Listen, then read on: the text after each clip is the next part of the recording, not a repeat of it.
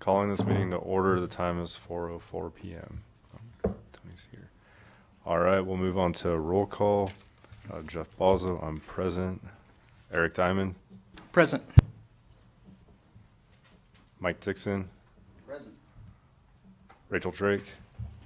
Present. Vicki Cooper. Present. Welcome. Diane Lyon is absent. Tony McMillan. Present. Tony Marestro. Present. And Don Miller and Robert Munson are absent today. Do we have any public comment before we get started? No public comment? All right, thank you.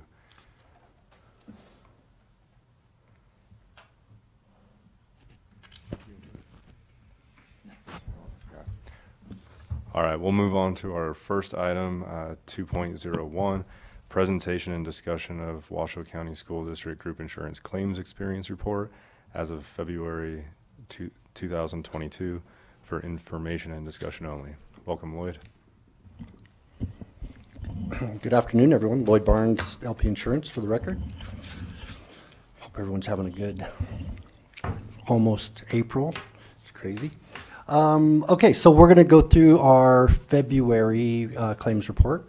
Again, pretty standard. Have a new person, so if you have any questions, there's a lot to digest here. I don't go through all of it, but if you ever have any questions, any of us can help guide you through that. So the first page here is just sort of our executive summary, roll-up summary data. Again, we're only 2 months into this data set, so just, again, caution for those of you that have been around a while, you know, things change quite a bit over the year. Right now we're in that deductible phase where people are satisfying deductibles, and so there can be a lot of variance here. But this year, obviously, first couple months look really good. Enrollment counts on line 1, 2, and 3 are down 1% for employees, 3% for dependent units, and 2.6% for overall dependents. So down a bit from a enrollment count standpoint. From a claims perspective, costs are down actually fairly nicely comparing to all of last year. Running about $4 million compared to 5.6, so down about 28% compared to last year. And on a composite basis, down similarly about 27.5% to 570 versus 786. So great start for the year from that standpoint. Fixed costs down a little bit as well, somewhat applicable for the enrollment changes at $390,000 a month. So overall, we're running about $4.4 million for the first 2 months compared to $6 million last year, down about 27%.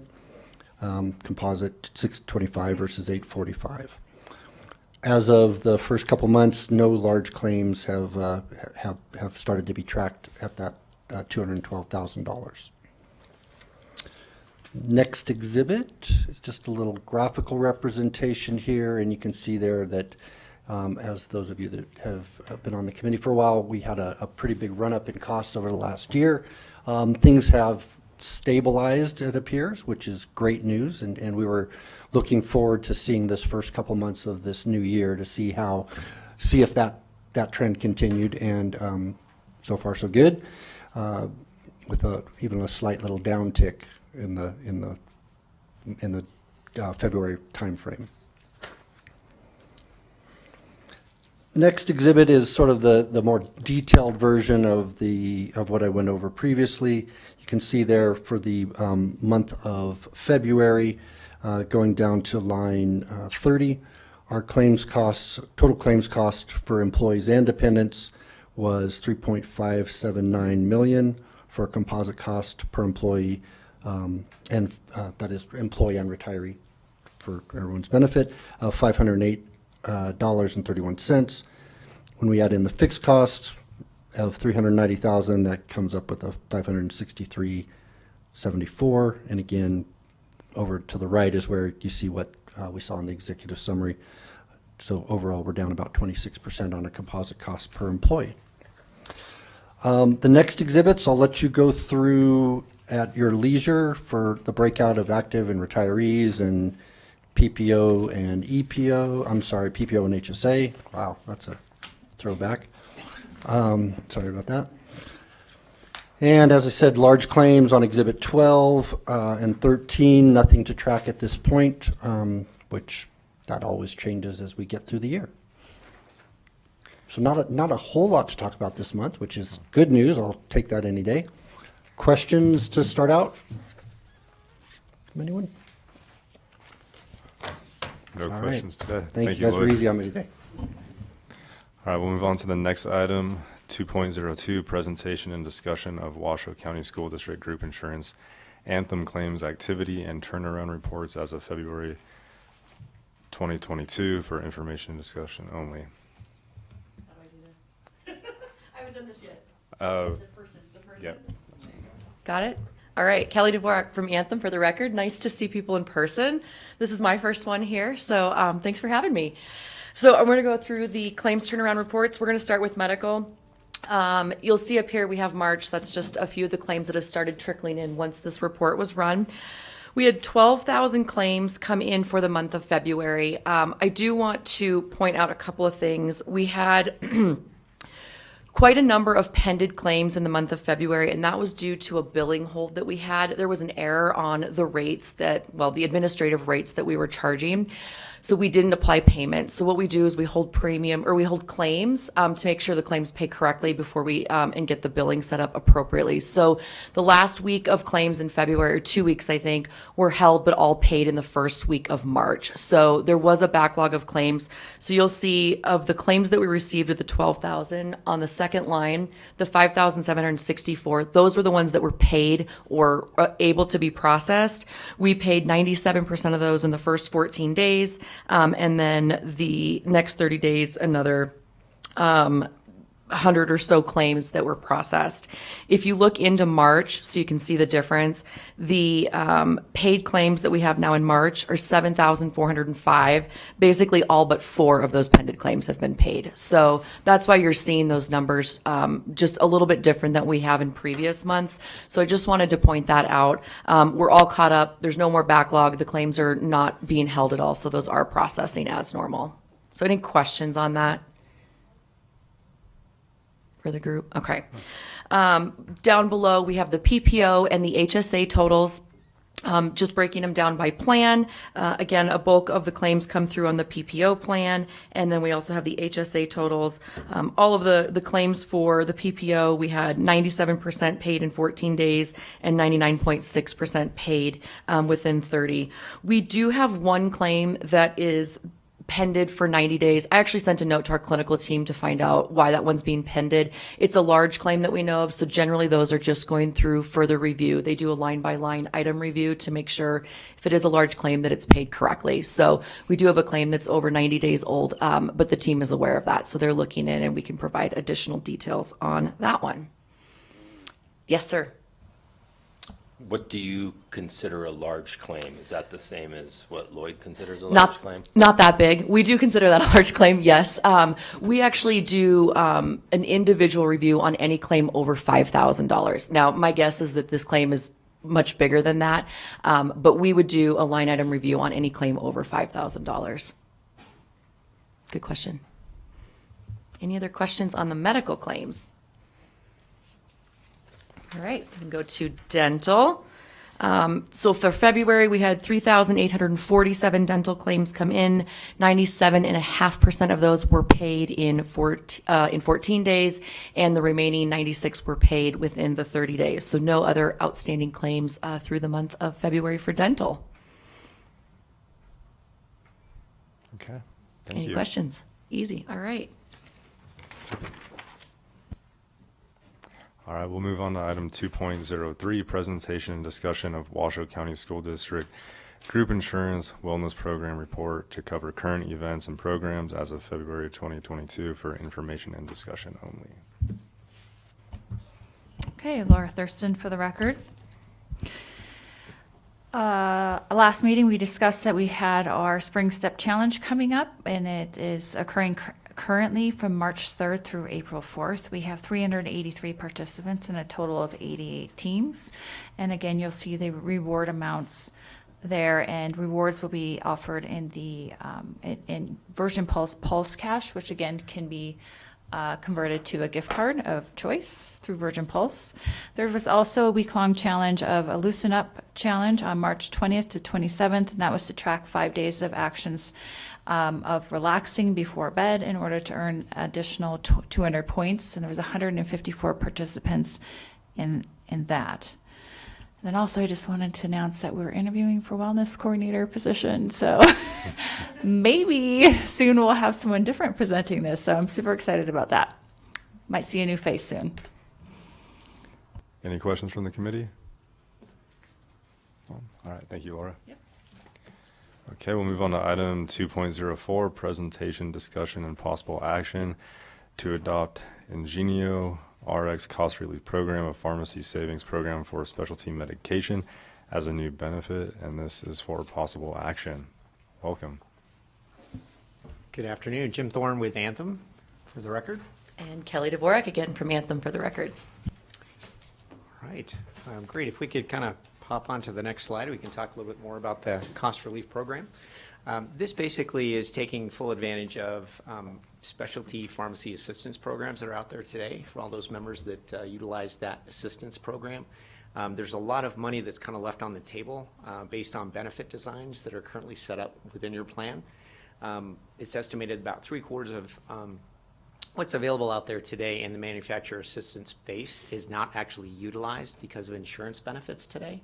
So what this program does is takes full advantage of what's available for each of those members under that specialty assistance program, and allows us to basically increase the cost of the member's cost share, which sounds interesting at the beginning, but what we do is that lowers the cost for Washoe County of that particular specialty claim, and then on the backside we take all those full assistance dollars and apply it to the member cost share. So it actually reduces, the member's cost share to zero under this particular program. And this is Kelly, just for the record. As a reminder, this was something that we presented at the last meeting. So what we've done is tried to bring some actual dollars specific to Washoe. Jim's going to hit on that in just a minute. So sort of teed up the program as an opportunity to be able to add this for 1/1/2023. Within the market, we're seeing this across all major carriers have some sort of assistance copay program that they're putting into place. And as Jim mentioned, this is really beneficial for both the plan member as well as Washoe County School District. So both individuals or entities benefit from lower costs and an overall savings. So I just wanted to tee that up to see if there was any specific questions to start with. Thanks, Kelly. Yeah. All right. Go ahead. Great. So actually, if I could just kind of pop back to that slide, just to hit on the savings that's estimated for Washoe County. You see at the top there, it's about $1.27 million is the estimated savings for the plan under this program on an annual basis, based on current utilization. Okay. All right. And I think it's important, I don't know if you have another slide. This is an opt-in program, meaning that we have to get members that have a specialty medication that fall on this drug list or within this program, they have to opt into the program. They have to sign up for it. So we have a pretty comprehensive outreach plan to ensure that members know about it. They'll get phone calls, they'll get letters. We can do individual identification and outreach because we want everybody to participate. That's how members get the benefit. That's how Washoe County School District also gets the benefit. So you see up there that there's 124 members as of right now when we ran this report that basically are on a specialty medication that falls into this cost relief program. So that's the impact, if you will, of the number of people that we're talking about that today are paying some form of a specialty copay. So they're paying something out of their pocket today. With this program, they won't be paying anything for 2023 if and when they enroll in this program. So again, just want to be clear on sort of how that works. Thanks, Kelly. All right. So she took the next couple of paragraphs there, so let's jump on to the next slide, please. Thank you. This is just kind of a quick snapshot of what things look like from a financial perspective. The first few lines you can kind of see that's how things are working today. We'll use the example of a $5,000 per month drug cost. under this plan, and then we're just taking a quick look at your PPO plan with that $50 cost share. Okay, so today the manufacturer copay card may or may not offer anything, so the member's out of pocket is $50. Okay, so that $50 applies to the member's out of pocket under this plan, under the current plan design. When we put in the cost relief program, we take those cost relief dollars or those manufacturer dollars and apply. In most cases, it's almost like a $5 or $50 type copay left over after the assistance. So in this case, if we take that same $50 and apply the $45 from the assistance program, the member's actually only paying $5 currently out of their own pocket. Okay, the $50 still applies, to their deductible and out of pocket. So under this program, you are still paying $4,950 a month for this drug currently, as the way the program works today. So as we take into account the specialty drug accumulator program, which is tied into the cost relief program, you'll see here that as we move forward, that $45 is still what's applied from a cost share perspective from the assistance program to that member's $50 under the PPO plan again. So the member out of pocket is still only paying $5. But with that accumulator program, the member, instead of getting that $50 applied to their out of pocket, they're only getting $5 applied to the out of pocket, because they're not paying anything out of their own pocket except for that $5 under the program. The cost relief program takes those dollars a step further, and as we use that same example of $5,000 as the per month drug cost, we would then take, in this example, $1,000 of that assistance, change the benefit for that particular member, and thus lower the cost actually increase the member cost share, and lower the plan cost. So that would lower the member cost share down to zero as shown here. But what it does, instead of making the plan cost being $4,950, it actually lowers the cost to $4,000 for Washoe, just under this one example. So I'm going to hold there for questions. I tried to do the math right on the screen, so hopefully it looks okay for everybody. I thought it was a very helpful example, so thank you. Any questions from committee members? So, Rachel, please. this is Rachel Drake. So my question is, and this is the remaining question from the last time we discussed this. What are the negatives here? And very specifically, does this ever come back to bite a member? So if a manufacturer's program only runs for a certain amount of time, and say it runs for 12 months, gets started in September, it is done the next September, do we have a problem from October through December? I'm just trying to figure out where are the possible problems with this, because it looks like roses, and I want to make sure it smells like roses too. Right, and that's kind of the way the programs are set up today, the assistance programs. They are for 12 months at a time in most cases. So that's a good question, because it could happen in June, it could happen in September, it could happen in January. Those are automatically renewed with the manufacturer assistance program for that particular drug at the time every 12 months. So that's part of the customer service that we'll perform with that particular member. So with that said, basically you're going to show that benefit to continue to process the way they want it to, which is $0 for the member, and then for the plan they continue to save whatever that dollar amount is for that particular drug. It's annualized, so if I use this as a simple example for me because I'm not a mathematician, but I took $12,000 divided by 12, and I came up with $1,000. It could be $16,000 a year, so that dollar amount could be even greater savings to this district, but it's still the same for the member. The negative is if they don't enroll in the program. So that's the negative. If they don't enroll in the program, then they are paying 30% of their cost share out of pocket at that point, and it does not apply to their accumulator. So that's kind of the negative to the program, is if the member does not enroll. Okay, so just to make sure I understood this correctly, the member doesn't enroll, doesn't fill out the pharmaceutical companies, whatever, then they're responsible for that extra $1,000 on this chart. Correct. Okay, and so we would be in a situation where we have members who expect to be paying $50 copay, who are now paying whatever the 30% is, $1,000 more, less, whatever. Right. Because they did not complete the other items. They did not enroll in the program. Correct. Okay.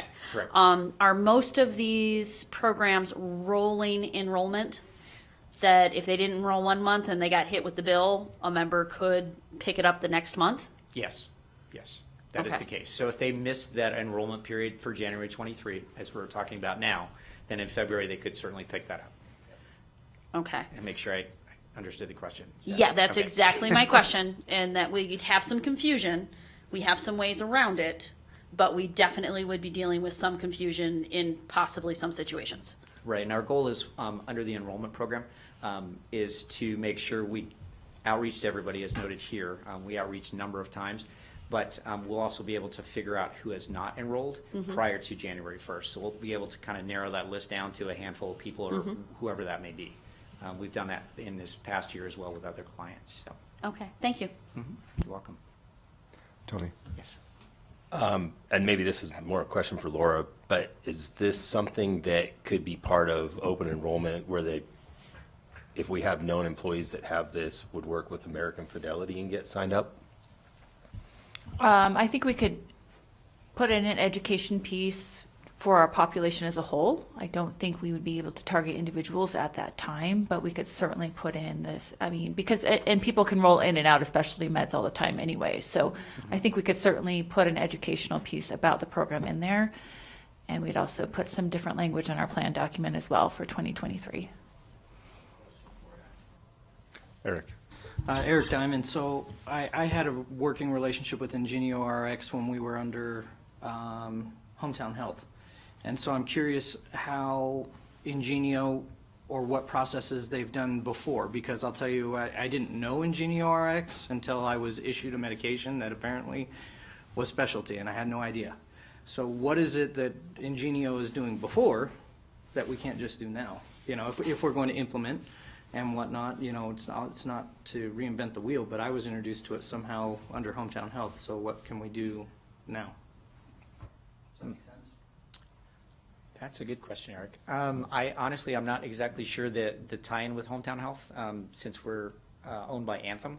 So it could be that Ingenio RX was possibly shipping out a medication, because not every single medication is housed in one specialty pharmacy. So it's possible that that could be the situation where that drug was being sent out just to you based on whatever that drug may have been. And that was the tie-in with Ingenio RX.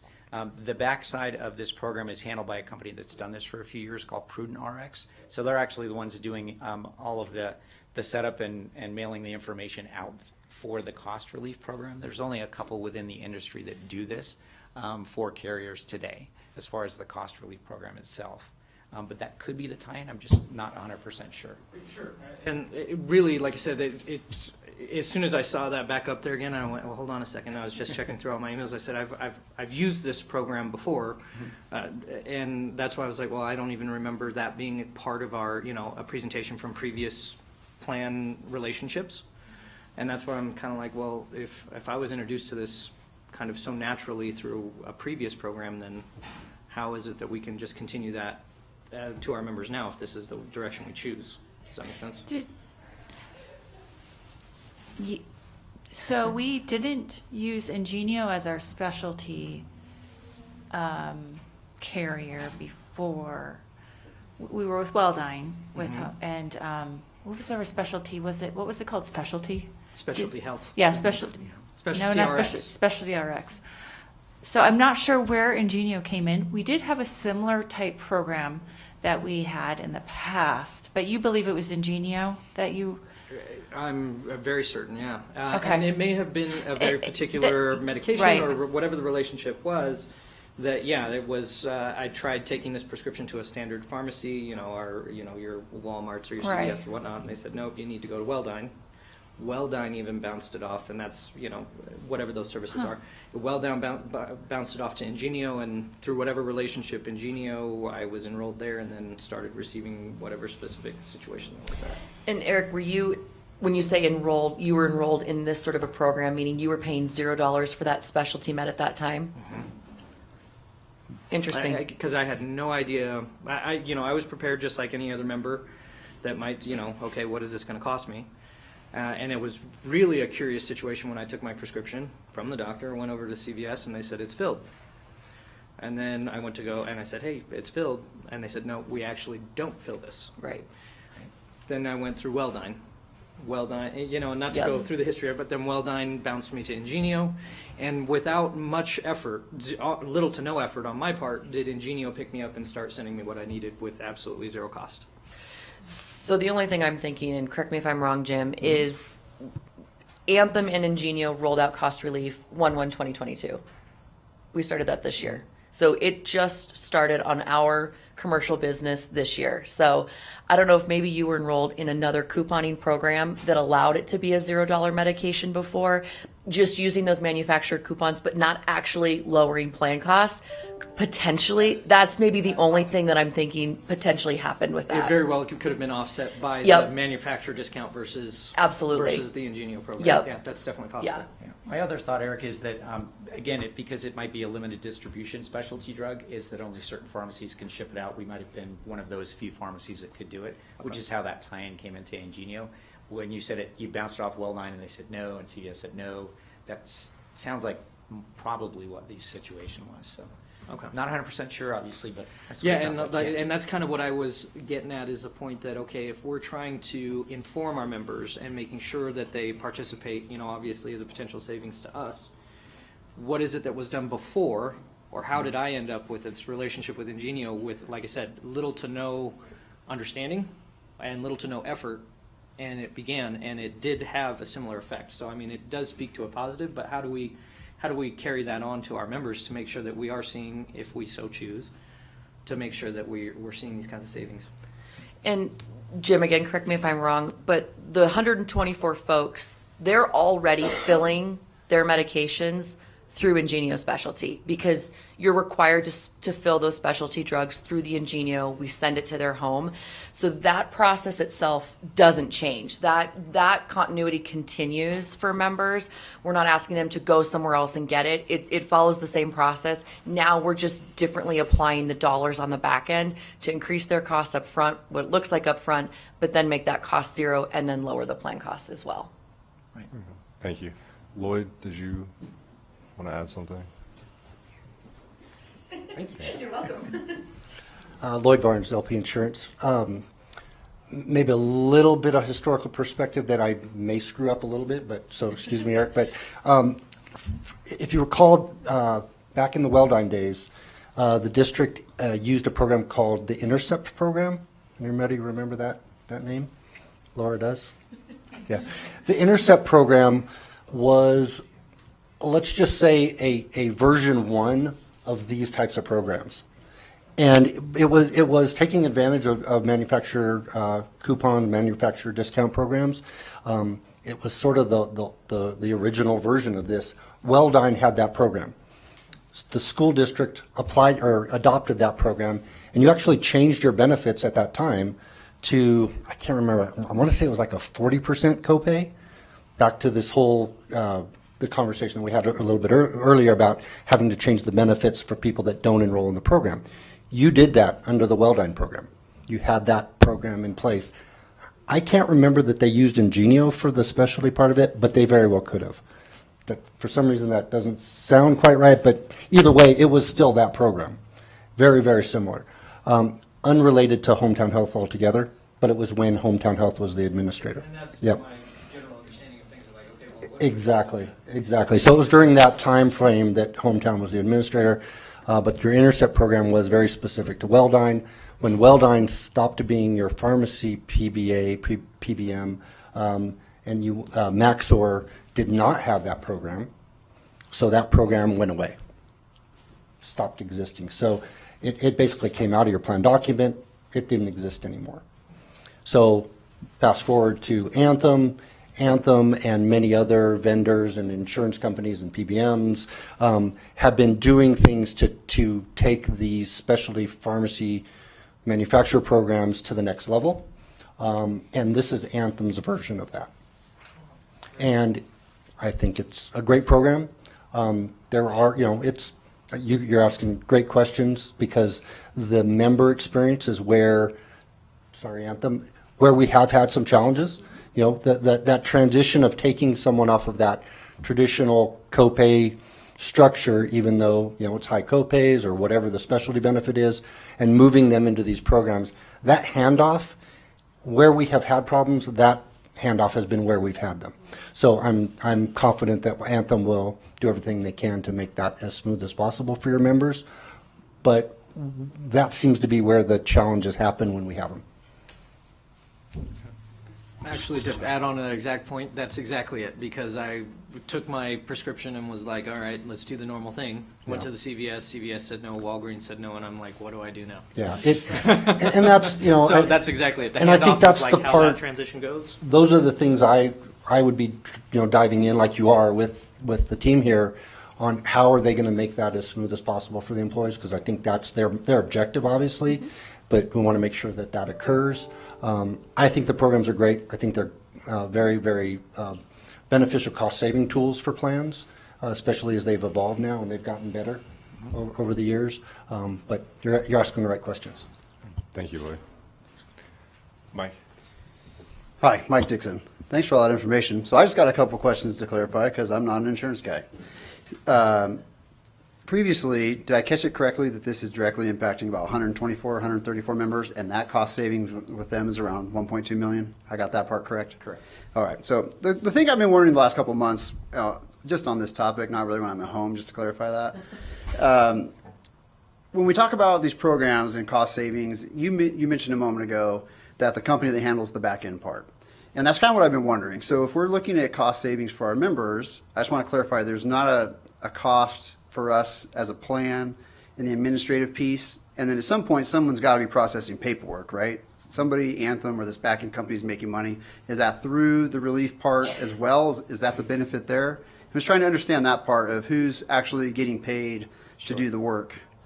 If I'm making sense on that Yeah, question. absolutely. Yeah. Great question. And actually, a lot of the paperwork's done on our end. Ingenio RX does the paperwork for mailings and making sure we're contacting the members and patients and ready to get them switched over.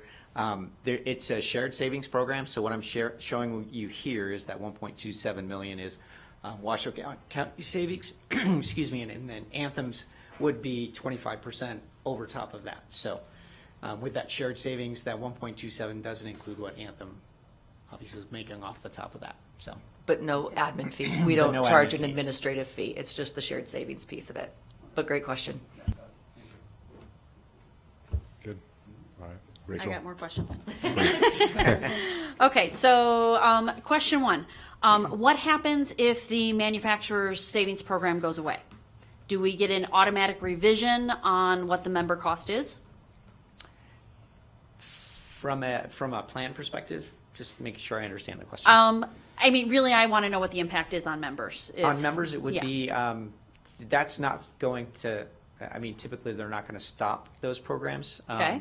So I think the challenge there is, I honestly don't know. Okay. If, I don't know the answer to that question as to if they stop the program. Mm-hmm. What we would like for everybody's benefit here, and I think Lloyd will second that, is we'd like to see lower drug costs. This is kind of unfortunately, what we have to do to get those drug costs lower for you as a plan is to go through this paperwork hoop to make things happen for you on the back end. Okay, but we expect the paperwork hoop to remain, and if it doesn't, that's a hoop we'll figure out when we get there? Correct. Absolutely. And try to make negligible impact on members. Exactly. Okay, all right, Exactly. I can roll with that explanation. So my next question and point is, I have a family member that I believe has a medicine that qualifies as specialty meds in this group. And the current process to access manufacturer benefit is a bit complex and confusing. When it shows up on the Ingenio RX website, I don't know if anybody else has a chance to view this. It shows up just as a little flag thing on when you're looking at the pharmacy page, and it says, oh, you're eligible for this. And then it is multiple clicks and multiple arrangements of information to get to manufacturer information and this information to fill out a thing that then you don't know what to do with. And so as we talk about how we're implementing this program and supporting members in getting through that, are we going to be able to simplify any of that process to make either phone support as they're going through this? Because honestly, if my mother did this without me, she wouldn't have done it. I totally agree with you. My mom couldn't do it either. Okay. So I'm with you on that one. The customer service folks that take care of the specialty members, they can certainly walk them through that step by step if they're having issues with the patient assistance program. For the most part, they're already enrolled in them, first of all. So this would be kind of a new start or new medication. That was for the situation folks. I'm describing. Yep, I had a feeling. So these folks they're already enrolled in the program, so it's just a matter of them saying yes and enrolling in the cost relief program. If they're not enrolled, we certainly try to help them get through that process. Every assistance program is slightly different, so I can't speak to specifically what you ran across. Sure. But it's really more just a financial situation, and then do you have commercial insurance? Those are really the big questions. Okay. For manufacturer assistance. It should be, and again, I don't know them all. Obviously, there's way too many drugs out there and way too many processes, but it should be fairly simple for our specialty customer service folks to help them get through that process. Okay. It should, my understanding, and again, my understanding from customer service, about 10 to 15 minutes for them to kind of get through that process. Okay, so our answer to members who are asking questions about, well, how do I do this? Because I tried to do it and it didn't make any sense, is going to be call Anthem and Anthem will help. Correct. Okay. Absolutely. That's what we're there for. Thank you. Great questions. Any other questions from committee members? Maybe one last one. So, Eric, go ahead. through my experience, I was introduced to the idea of a manufacturer copay card. I had no idea what that was before. And so this is kind of along the same lines, is that I didn't know that my medication was a specialty medication or whatever the situation was, and I had no idea what the manufacturer copay cards were before either.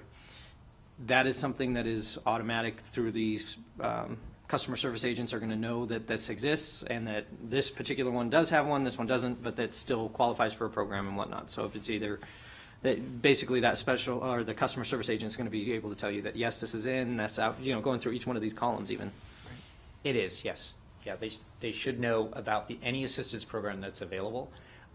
There are some drugs that do not qualify under the cost relief program because there is no manufacturer assistance available.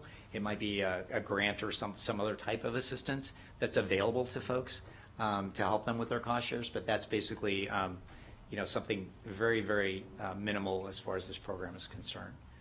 And The members- those items would remain at the $50 copay. Correct. Okay. Correct. And then this is just a bit beyond and maybe more to open conversation, but the idea is that, okay, we go to the doctor, whatever that doctor may be, who tells us that this is a specialty medication beyond just going to CVS and going, oh, it's filled but not filled?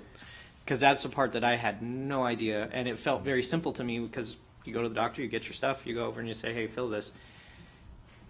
At what juncture do we find out that we need to even look at this, or a member might have to look at this? That's a great question. I mean, we have the information on the website as far as what drugs are considered specialty under your benefit, but the doctor doesn't typically know. It's usually the pharmacy that has to tell you which situation you ran across with going to CVS and the Walgreens and saying, oh, I have to go to Ingenio specialty, just as an example. That would be kind of the key to the members. You have to go to the specialty pharmacy to get that medication. That's the situation. Okay, so then actually as a follow-up, can you walk us through what happens when a member gets prescribed a new medication that would qualify for this program? Because then that prescription eventually will end up at Ingenio, and at which point is somebody going to immediately call the member and go, hey, I can fill this, or you can get a $1,000 bill and then we can do all this process later? Because the medication I'm talking about right now would have been a $1,000 bill at 30%. Okay, great question. And so what is that initial process look like for members? The good thing about specialty medications is that you actually have to provide outreach to the patient for setting up kind of the processing of the medication itself. So they would go through patient profile. They would also go through patient payment information under the plan, and then kind of walk them through, based on the drug, what assistance is available to them, and then how to get into that, and explain the fact that the benefits today for Washoe include this cost relief program, so they do have to enroll in that as well. So that would kind of be the short, lengthy explanation Okay. of how it works through the service team Okay. today. Thank you. Yeah, I think to add to that conversation, it speaks to exactly what Lloyd was saying is that handoff, because there isn't, the doctor it's not really their responsibility. The pharmacy doesn't really figure out our individual plan documents. And so it can be difficult, that pass off can be really, really difficult. And maybe we're, at a larger conversation, we're gonna have to figure out how we make sure that somebody who's eligible for something like this can take advantage of it. Because once I got there and engaged that, the experience has been really nice, but I have no idea how I got there. And that might speak to the process itself, that, once you got there, it's nice and smooth. It's getting to that point of, filling it through the specialty pharmacy. The specialist, typically if you go to a specialist and you're getting some type of injectable drug, those will go through a specialty pharmacy. That's kind of a general overview for the situation you're explaining. So again, it is getting from the specialist to filling the prescription, but once it gets to the pharmacy, the correct pharmacy, which that's pretty easily done at a retail level, you have to go through your specialty pharmacy. That's your benefit today. I'm presuming it was probably similar under Wellbine. I'm not 100% sure, but that would make sense, that's how the process worked. No, I appreciate that. Thank you very much. Thank you. So one question I have is, this would require a plan design change, is that correct? Correct. There'll be some language that needs to go into the plan design. Okay, and then that would be effective January 1st, 23? Correct. Okay, so if we weren't ready to make a decision today, then we could group this with any rate or plan design changes that we make later this year? Okay, thank you. Yeah, because we need, 90 days for implementation? Right. So, yeah, we need basically 90 days notice to get everything set up so we can start doing member outreach, identify anybody who's now maybe new added to specialty, right? Because we have 124 people at this moment in time, but we know that could certainly change. So we want to make sure that we're identifying any individual prior to January 1 so that they get that specific targeted outreach. Okay, Yep. thank you. Hey, Jeff, real quickly, Laura Thurston for the record. I do want to point out, we do have some time with this, but if we do want to get the material and education out during open enrollment, we'd probably want it approved and all rolled in by end of school year would be ideal. So we can get all that process rolling. Okay. Right, and that's typically when we shoot to have rate or any other plan design changes completed. Okay. We'll just pile it on. So the time frame, and just so that I'm clear on that, understanding that we would want to come to some sort of decision as a board to add this or change document kind of concept by the end of this school year so that it's prepared for our open enrollment and deployed on January 1st. Yes. So Kelly's saying Anthem needs 90 days to implement it, and so we certainly could. But if we really want to get out there and educate our members, especially during open enrollment, we, staff would want to have that decision a little bit sooner, by the end of the school year. Sure. Okay. Okay. Tony, please. Tony Moresco. So this plan, it would continue year after year as long as we are with Anthem As or long with as- anybody. Right, Tony, as long as the government will let us utilize this program, correct. I'll just leave it at that. Okay, thank you. So then from year to year, the person who is using a specialty drug does not need to re-enroll or do anything else. It just continues. Correct. Okay. It'd just be new starts, to your point, Rachel. Okay, thank you. Welcome. Eric. A quick follow-up question then for Eric Diamond then. So I know that the manufacturer Copay on mine had a specific amount, and had that been reached or whatnot, is Ingenio going to automatically assist us or assist a member if they have to re-enroll per year on the manufacturer side? Yes. Okay, Yes. excellent. That's great. All right, thank you. Any other questions from committee members? Tony? Really more of a statement. I'm ready to support this, but I think it's fair to have Dawn and everybody here, Robert here. Okay. Have everybody here to All take a right. vote. All right, thank you. Okay. All right, and then just the last page of the presentation has a copy of what that letter looks like that goes out to the members. I just thought that would be beneficial for everybody here as well. All right, Kelly and Jim, thank you very much. Okay? Thank you, guys. Thank you. All right.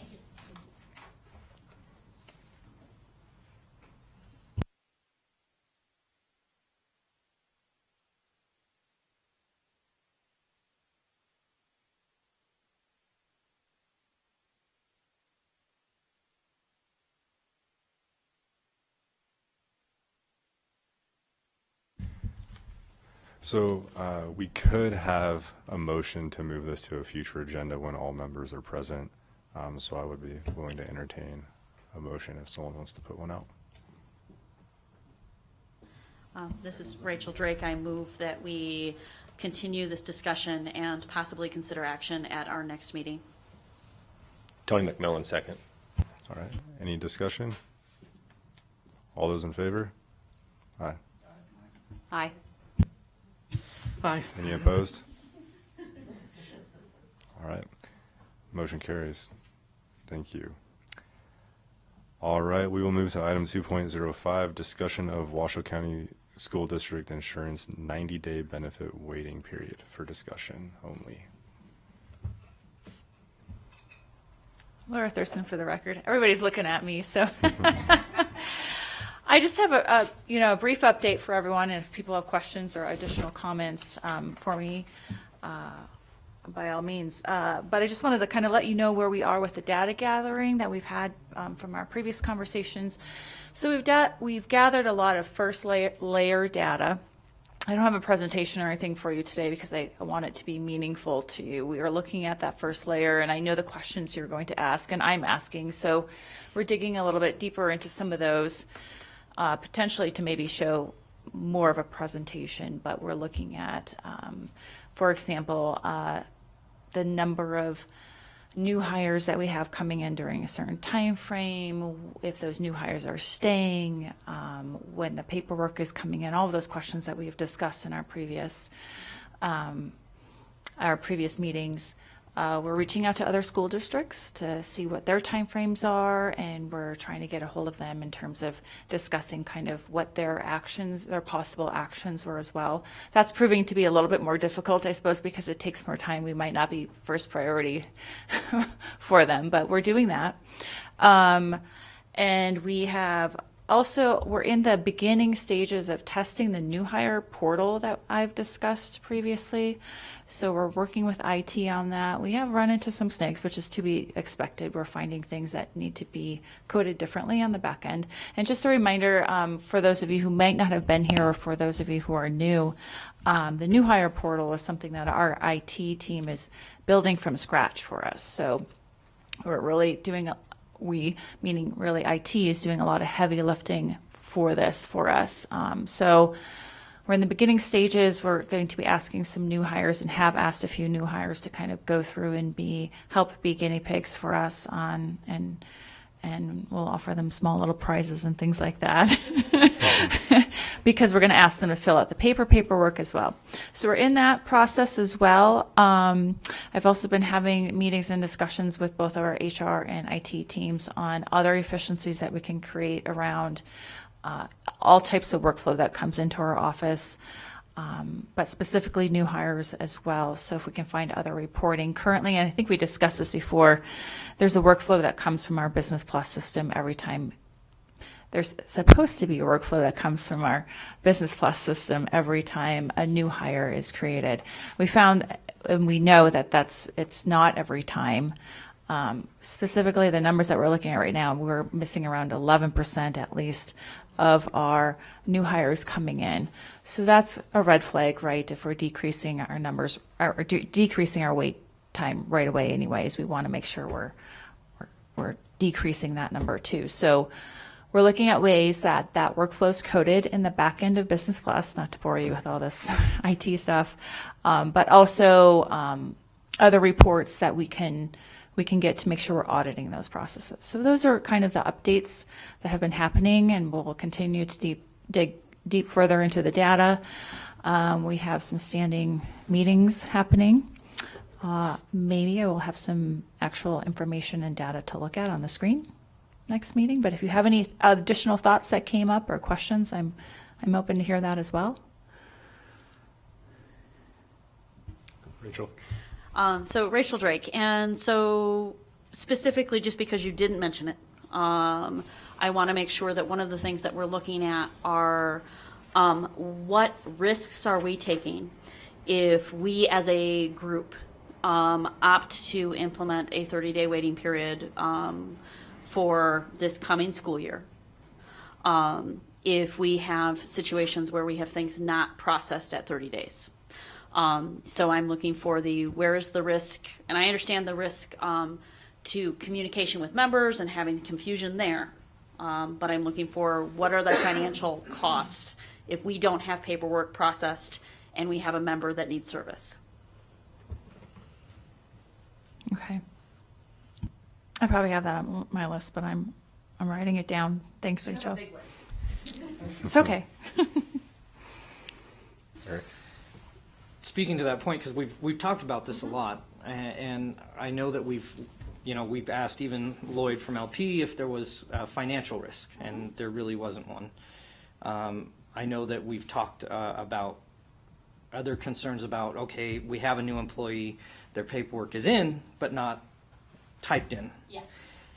Not a good practice, but that the person was actually insured. Mm-hmm. So I don't know if we'd asked and answered on that particular one, but I was under the impression that one of the major, not barriers, but limitations that we also went over, one of the major limitations was the data entry portion, which is what we were exploring with the new hire portal, as well as maybe even reaching out to, I know that this was proposed as well, reaching out to Anthem, Blue Cross Blue Shield to even use their fingers to help us type in some information, something along those lines. Only because I continue to see this from our association as being a massive idea to a potential recruiting tool. And it has only become even more poignant during our own conversation. Three meetings or so that we've had, our situation has even increased in not a good way. So having a 30-day situation like this, and most of us, I think, are having a sentiment that this is something that's very positive for us. If it's coming down to a manning situation to try and get things typed in on time, let's figure out how we can, how can we assist, like I said, our HR team, our risk management team, et cetera, in reaching that, that metric, I think is really where we're at a standstill. Thank you, Eric. So, Laura, one question I have, do we have to have all the members' information entered, all that data entered on our side before they can become insured? When you say on our side, do you mean in our district Business Plus program? Correct. Or? Well, they're two different systems. So they will have benefits when they're entered into Anthem. They'll technically have their benefits ready to go when they go to the provider. If it's not entered into our system on a timely manner, then what that affects more so than not is going to be the premiums, so the contributions or the deductions based off the employee premium or the dependent premiums. Okay. Okay. Thank you. Yep. Any other questions from committee members? All right. Thank you, Laura. You're welcome. Thank you. We'll move on to the next item, item 2.06, approval of the minutes of the February 23rd, 2022 meeting of the Group Insurance Committee for possible action. So if everyone wants to take a moment to read through those. I did have a change on page 4 in the middle of that large paragraph. Let's see, it's the 1, 2, 3, 4, 5, 6, 7. Maybe the 9th row down starts with the current process is, I think it should say, and how long it takes to process instead of who. I even highlighted that section. You didn't notice.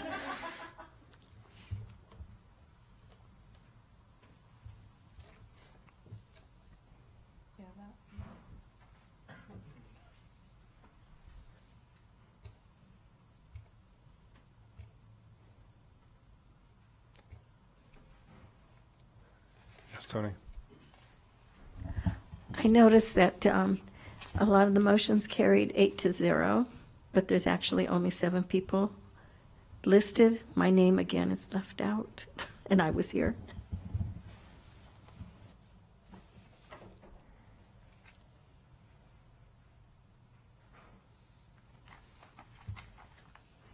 Okay.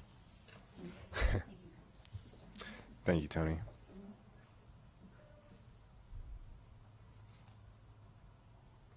Does anyone else have any changes?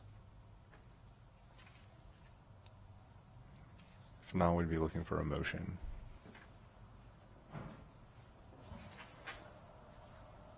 Tony? Tony McMillan, motion to approve the February minutes as noted with changes. Okay. Tony Moresto, I second. All right. Any further discussion? All right. All those in favor, say aye. Aye. Any opposed? Motion carries. Thank you. All right, that moves us to our closing items. Item 3.01, public comment. Do we have any? No public comment. All right, our next meeting will be April 27th. I assume at the same time and in this room. Okay. All right, and with that, the meeting is adjourned.